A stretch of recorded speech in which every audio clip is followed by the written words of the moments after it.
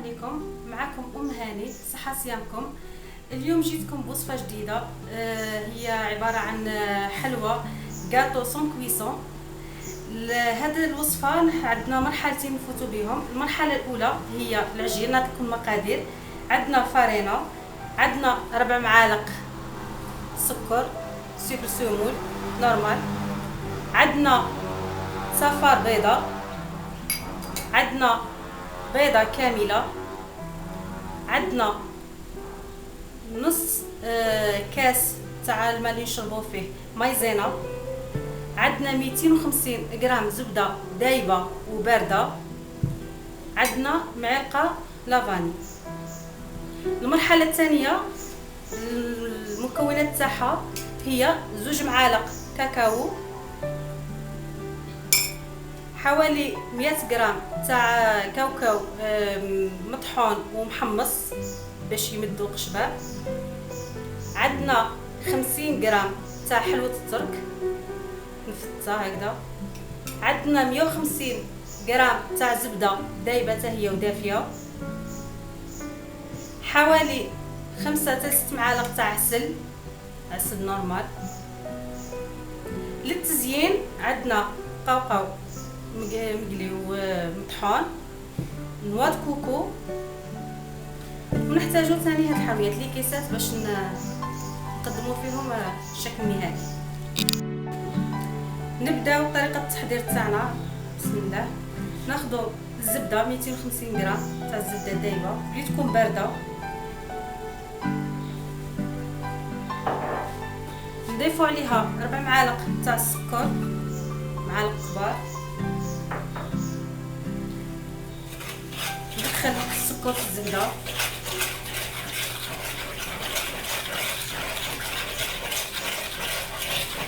من بعد نضيف صفار البيضه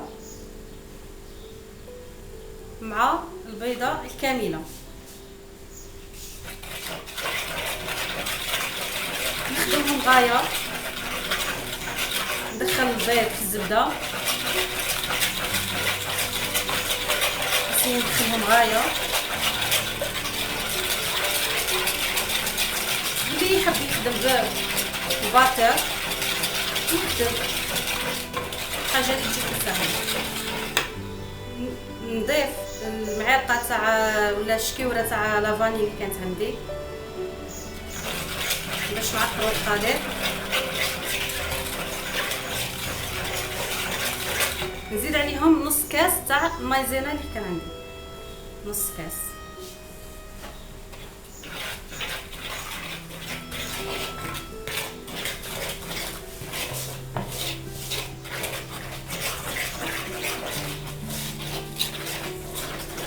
ندخلوا المايزينا في الخليط مليح، ونبدا نزيد نضيف في الفارينه تاعي بشويه بشويه.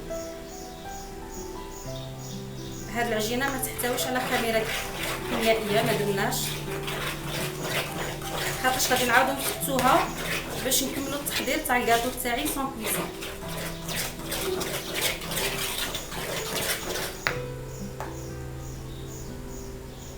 لي كاطو سون كويسون تاعنا نعرفوهم جينيرالمون نخدموا بيمو.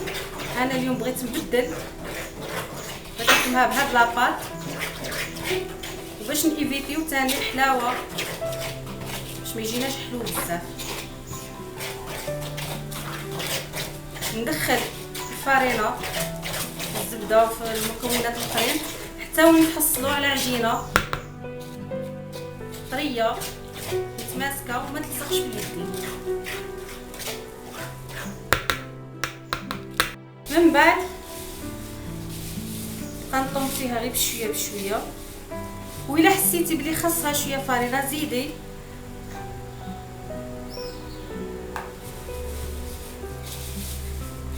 شي فارينه اسيي باش ما تعجنيهاش، طافي هاد لي بام اللي ما ينعجنوش طميها غير بيدك. ومن بعد اللي نطمها خليها ترتاح في الثلاجه مده نص ساعه تروبوزي باش نقد نكمل الوصفه تاعي. هذا هو الشكل النهائي تاع العجينه تاعي، هكذا تحصلي عليه عجينه ملساء طريه ما تلصقش في اليد. نضربهم بهذا الوقت هذا في الورق باش نخليها تبرد تريح. ونوصيكم دائما باش تنقيو دائما لو بوست دو طرافاي تاعكم، كون عارفين بلي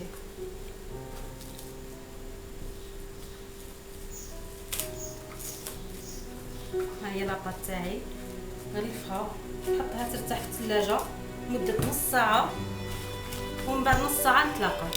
من بعد ما ريحت العجينه تاعنا 30 دقيقه حنا عندنا باش نكملوا الوصفه تاعنا تاع اليوم. نحكموا العجينه تاعنا غادي تسيبيها قاصحه شويه سي نورمال باسكو الزبده عاود ولات الحاله تاعها طبيعيه جامده. قبضوا شويه تاع العجينه شي لا غارديوها من بعد. قبضوا الصينيه تكون مدهونه ومرشوشه بالفارينه ولا بالبابي كليسون. تحتاجي غاباس اللي رابيو فيها كل دار باينه تكون فيها غاباس، ونرابيو ديك العجينه تاعنا هكذا حتى تكمليها كاع. وإلا بغيتي تفتيها ولا ورقيها ولا ليسونسيال تالي خص تكون عندك هكذا بات صابلي طايبه في الفور بوستيون باش نجمو نفتوها.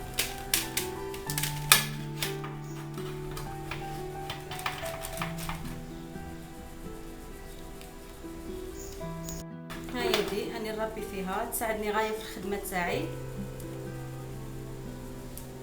هذه طريقه جديده باش نحمص بها هاد شويه هي عجينه فاصون شابلور مالا شابلور نخدمو بها هكذا حتى تكملي. سرحي غايه بيدك وندخلوه للفور على درجه حراره 180 درجه مده ربع ساعه. هذا الشكل تاع الحلوه تاعنا من بعد اللي كنا دخلناها للفرن ونشفنا هذوك المواد الدسمه منها. تحصلوا على هذا الشكل لاباط نفوتوها في الميكسر نطحنوها، واللي ما عندهاش ميكسر ثاني تنجم تطحنها بيدها. من بعد ما رحيت العجينه تاعي تحصلوا عليها هكذا ماشي شرط تكون غبره، تكون هكا غيمو. نوضع عليها المكونات الاخرين اللي كنت قلت لكم عليهم، حوالي 100 غرام تاع قوقاو ولا اللي تحب لوز جوز الحاجه اللي تكون عندكم اللي متوفره. نزيدو نضيفوها على الخليط تاعنا. نزيدو 50 غرام تاع حلوه الترك، ونزيدو 2 معالق كبار تاع الكاكاو اللي كانوا عندنا.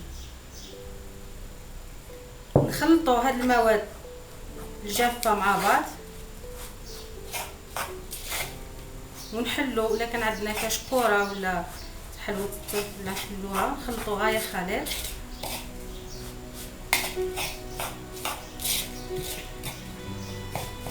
ونضيف عليه 150 غرام تاع الزبده الدايبه اللي كانت عندنا.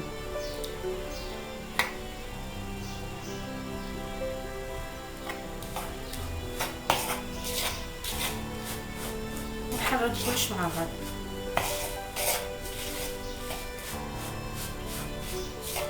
ندخل الزبده مليح في المكونات باش العجينه تاعي تجي طريه بالزبده، تجي طريه ما تجيش قاصحه. ميم تحفظي عليه تاع 15 يوم ولا 20 يوم نهار اللي تاكليها تعاود تجيك طريه، تبغي توجور طريه. من بعد كي ندخل الزبده مليح في الخليط تاعي نضيفوا العسل، هي العسل العاديه اللي تنباع في المحلات موجوده في الاسواق. ندير حوالي 5 معالق تاع عسل ونشوف. ماذا بيك العسل تاعك تكون دايبه.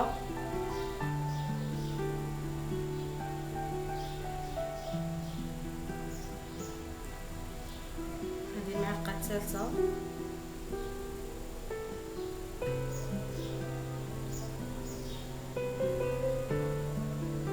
الرابعه. نزيد المعلقه الاخيره ونخلط هذا الخليط اللي راه عندي. نستعمل اليد باش نعرفوا كثافه تاع العجينه اللي عندي، وإلا شتها خاصها العسل نزيد باش نطمها.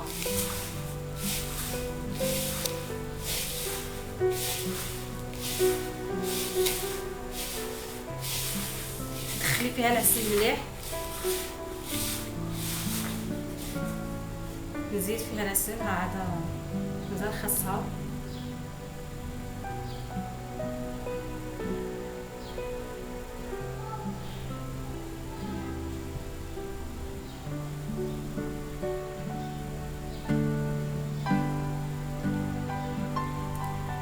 بالك هاد المقدار اللي راه عندي راح ياخذ لي واحد 7 معالق ولا 8 تاع عسل. انا ندير 8 ونشوف.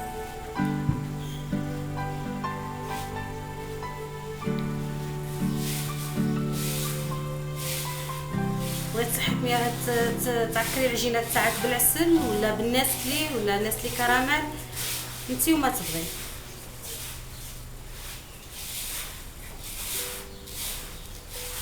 الان نفورميو الحبات تاعنا، نكوروهم، ديريهم دي بتي موتيف، ما ديرهمش كبار هكذا،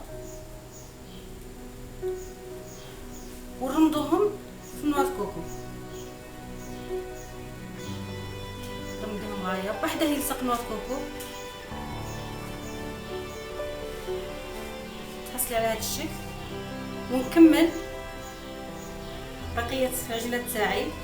انا بغيت ندير اليوم دو صوص، عندي اللي رمضهم في نواة كوكو وعندي اللي رمضهم في كاوكاو. كاوكاو بياسير يكون مطحون ويكون مقلي باش يجي الجو تاعه مليح.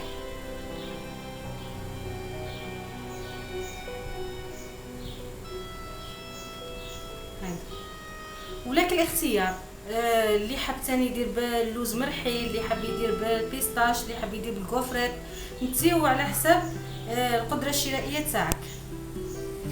هذا هو الشكل الاخير تاع الحلوه تاعنا اللي هي حلوه اليوم غاتو سون كويسون. درت لكم زوج تاع الانواع ولكم الاختيار فاش ترمضوه كما سبق وذكرت. نتمنى ان حلوه اليوم تنال اعجابكم. اذا عندكم استفسار او سؤال طرحوها لي في التعليقات، وما تنساوش ديروا لي اشتراك في قناتي، قناه ام هاني. كما يمكنكم الانضمام الي على صفحتي على الفيسبوك، والرابط الصفحات تلقاوه في التعليقات. دمتم في رعايه الله وحفظه، والى اللقاء.